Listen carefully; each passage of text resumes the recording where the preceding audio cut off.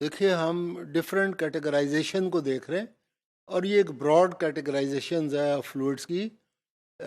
सिर्फ इसलिए मेंशन कर रहे हैं कि ये आगे जाके हमने इसको कंसिडर करना है in detail.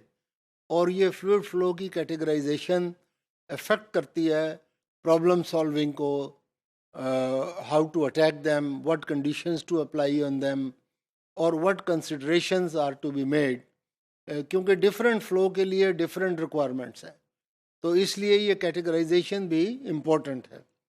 So there is another category, laminar flow versus turbulent flow. अब ये टर्म भी हम बहुत ज़्यादा यूज़ करते हैं। टर्बुलेंस फॉर एग्ज़ाम्पल बहुत कॉमन यूज़ की जाती है। कई लोग जहाज़ों में सफ़र करते हुए जब वेदर बहुत विंडी होता है तो लोग कहते हैं यार आज बड़ी टर्बुलेंस थी, तो क्यों जहाज़ में शेकिंग थी। तो ये क्यों होती है? क्योंकि विंड बहुत ज़्यादा है। तो वो भी एक फ्लूइड फ्लो की कंडीशन है। So therefore there are two broad categories, laminar versus turbulent. Some flows are smooth and orderly, while others are rather chaotic. The highly ordered fluid motion, characterized by smooth layers of fluid, is called laminar. तो smooth flow ये मैं पहले भी कह चुका, is called laminar. While जिसमें थोड़ा chaotic condition हो या स्मूथ ना हो, बहुत ज़्यादा हेक्टिक हो, तो फिर उसे हम कहते हैं कि ये थोड़ा टर्बुलेंस है। The word laminar comes from movement of adjacent fluid particles together in laminates. तो ये लेमिनेट से जनरेट हुआ और वर्ड लेमिनार यूज़ होने लगा commonly for laminar fluid flow.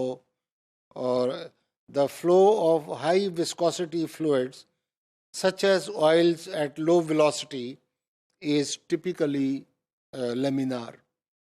Even water जिसमें विस्कोसिटी कम होती है, लेकिन वो भी in certain regions if the velocity is not too high is considered to be as laminar flow. The highly disordered fluid motion that typically occurs at high velocities and is characterized by velocity fluctuations is called turbulence. अब जैसे for example आंधी आती है या हवा के झक्कड़ चलते हैं, तो ये टर्बुलेंट फ्लो की कंसिडरेशन है। और इस तरह की फ्लूइड फ्लो को कंसिडर करना, प्रॉब्लम को सॉल्व करना, उसके बारे में प्रिडिक्शन देना is very difficult problem and they are not easy to handle. The flow of low viscosity fluids such as air at high velocities is typically turbulent. ये हम पहले ही कह चुके. The flow regime greatly influences the required power for pumping. तो अगर हमने कोई force use करनी है या पानी आगे पहुंचा, ये कोई चीज़ आगे पहुंचानी, हवाई गैसेस ही आगे पहुंचानी है, तो वेदर दे आर टर्बुलेंट और लेमिनार उसका इफेक्ट होता है. So if there is turbulent, the force applied to make it flow properly is required in a large quantity. A flow that alternates between being laminar and turbulent is called transitional. ये मुमकिन है कि ऐसा fluid flow अकर कर रहा हो कि जिसमें वो कभी तो लेमिनार हो जाता है, कभी स्मूथ हो जाता है और कभी सडनली वायलेंट हो जाता है.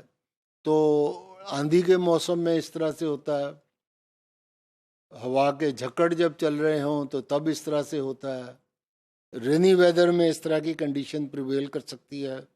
लेकिन बहरहाल that there can be many examples of such conditions, इसीलिए ये ब्रॉड कैटेगरी डिफाइन की गई है.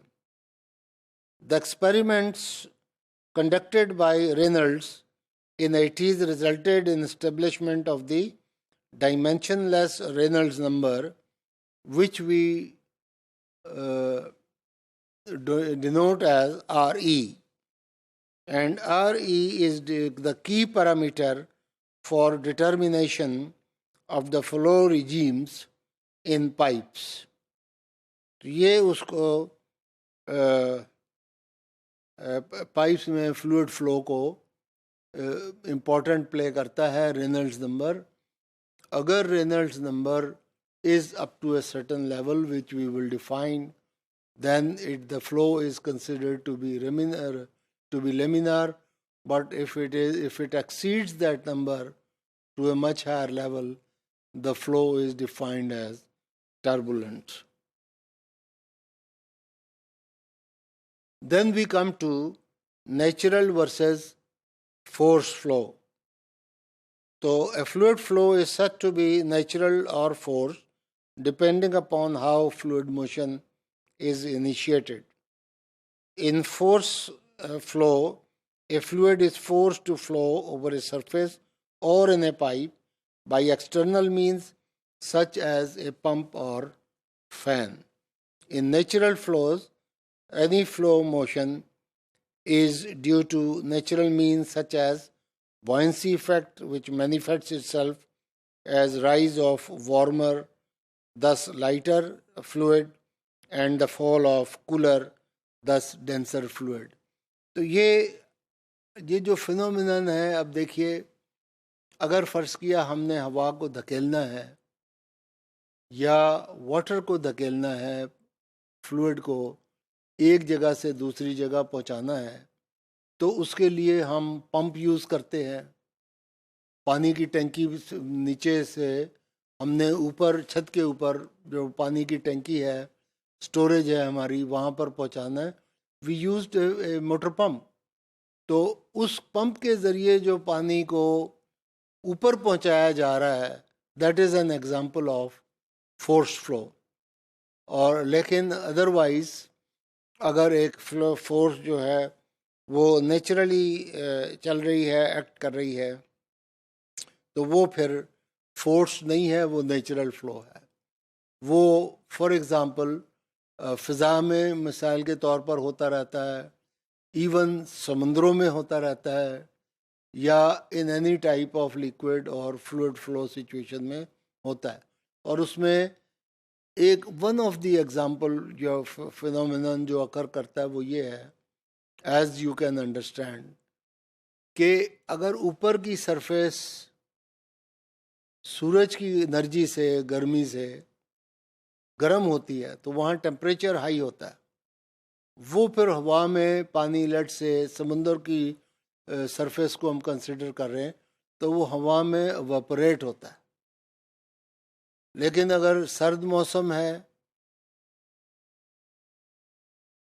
तो वो नीचे, वो क्योंकि डेंसर होता है तो वो नीचे की तरफ फ्लो करेगा. So where there is warm air, it will flow up in the up direction. और as a result of that, अब देखिए, अगर कोई भी फ्लूइड फ्लो अकर करता है तो there can not be a vacuum. The moment a lighter air goes up, at the same time a heavier air will move in to take its place, and that gives rise to a motion, fluid flow motion, कि वो up and down इस तरह circulation में अकर करती है. और ये चीज़ फिर ये हवा के प्रेशर को जन्म देती है, इट जनरेट्स दैट, और फ्लूइड फ्लो मोशन ज़हूर पजीर होती है, अकर होती है, मैनिफेस्टेशन होती है.